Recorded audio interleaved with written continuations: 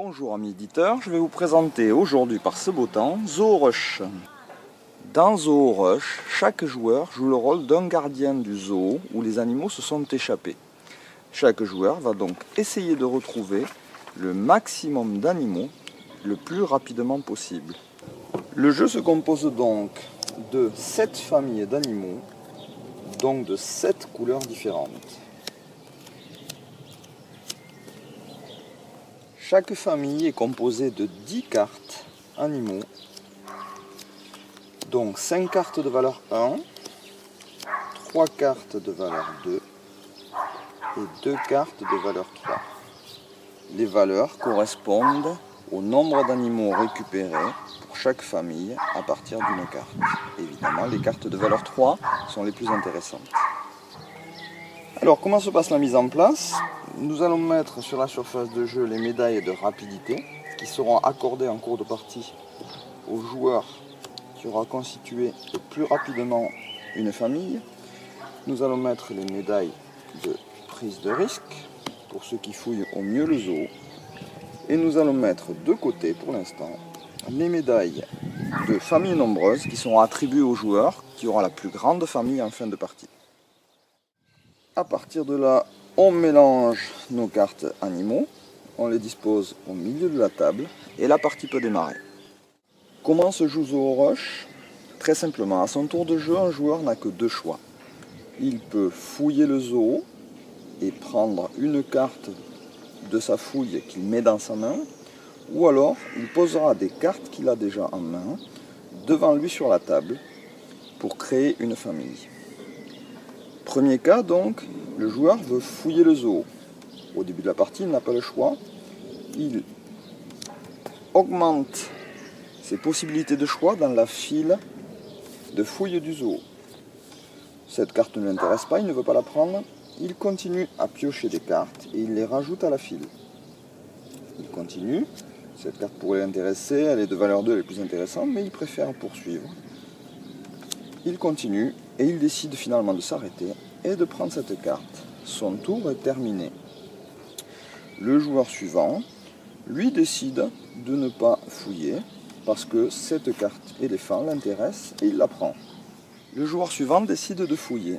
Il retourne une carte, mais problème, la carte est déjà présente dans la file de fouille du zoo. Dans ce cas-là, le joueur perd immédiatement son tour. La carte est défaussée. Il ne pourra ni prendre de carte, ni poser de carte famille. Il a simplement perdu du temps.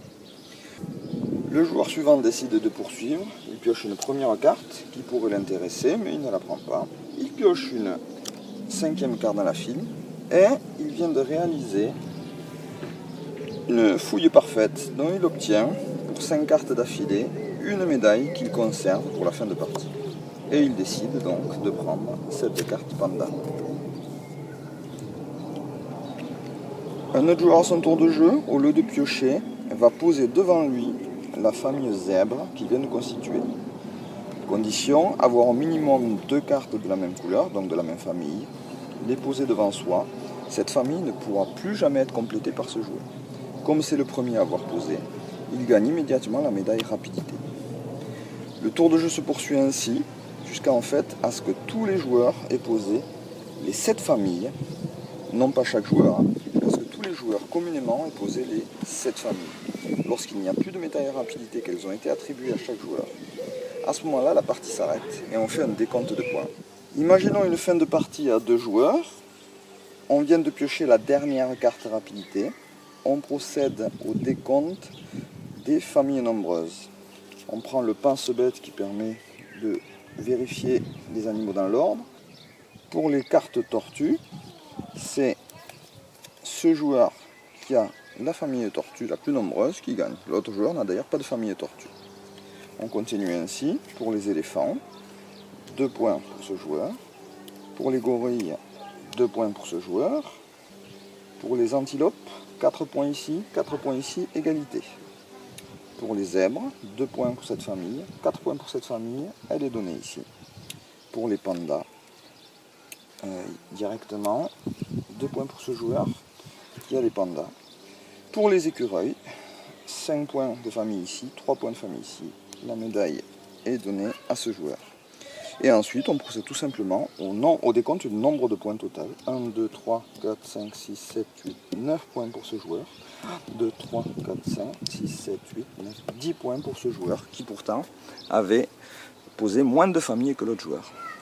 Voilà, c'est tout pour Zooroche, un petit jeu rapide, sympathique, addictif, où les enfants aiment à rejouer et où les adultes se font un grand plaisir de jouer aussi. Merci!